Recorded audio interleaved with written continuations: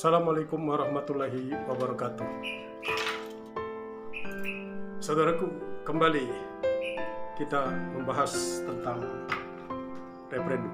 Apa itu artinya referendum? Referendum itu artinya bertanya kepada rakyat melalui pemungutan suara bebas, umum, langsung, dan rahasia. Jadi mirip-mirip pemilu lah, tetapi ini adalah bentuk sebuah pertanyaan kepada rakyat setuju atau tidak setuju terhadap sesuatu yang penting di dalam kehidupan bernegara. Objek yang bisa dijadikan pertanyaan kepada rakyat itu bisa saja ketentuan yang diatur oleh Undang-Undang Dasar 1.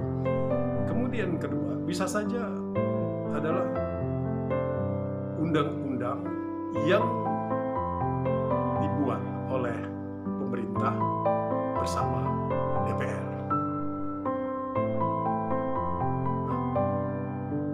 Undang-undang biasanya diuji di MK jika undang-undang itu dipermasalahkan. Tetapi Mahkamah Konstitusi sendiri juga memiliki kewenangan yang kadang-kadang kebablasan, berlebihan menurut saya. Satu adalah kebebasan dari Mahkamah Konstitusi. Dia menafsirkan undang-undang, dia mengatur terhadap dirinya sendiri. Dia yang memeriksa, dia yang mengkaji, dia yang menguji dan memutus sebuah ketentuan undang-undang yang mengatur terhadap dirinya sendiri. Jadi jeruk makan jeruk, itu satu.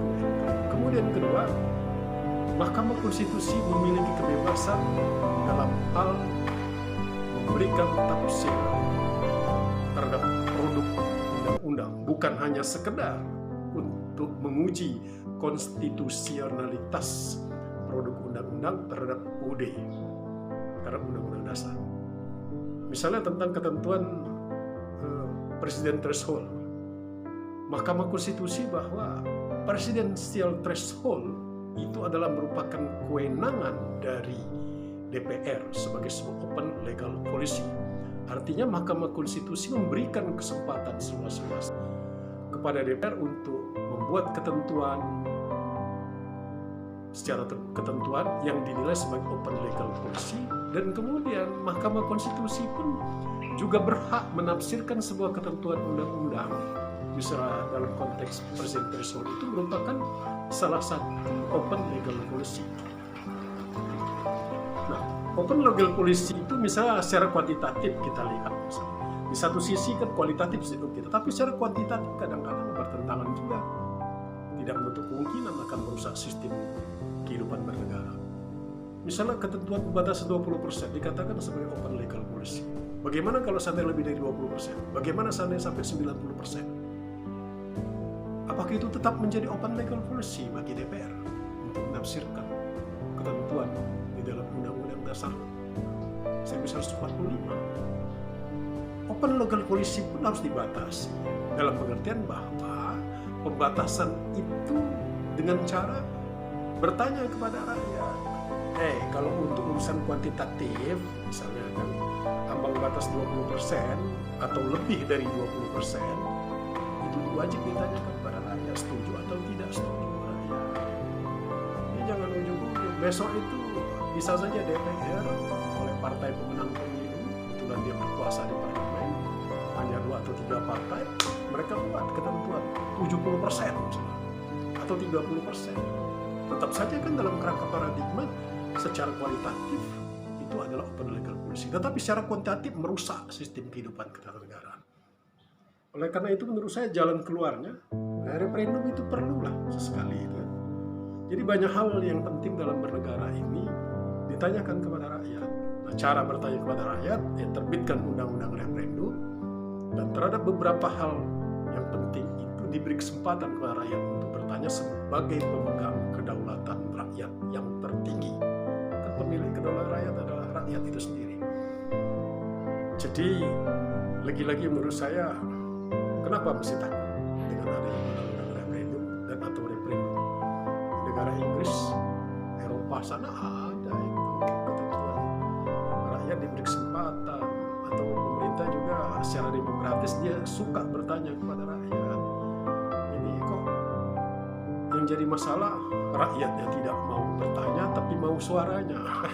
Rakyat, presiden, gua senang suara rakyat, parlemen gua senang dengan suaranya, diambil. Kalau lo nggak memberikan suaranya, ancam dengan pidana penjara. Misalnya golput, ngajak orang memberikan kali ini jangan pemilih dengan argumentasi A, B, C, D, itu bisa masuk penjara. Bisa saya tafsirkan oleh penguasa itu adalah memboikot pemilu atau melanggar undang-undang pemilu karena menginisiasi melakukan itu tidak memilih. Itu.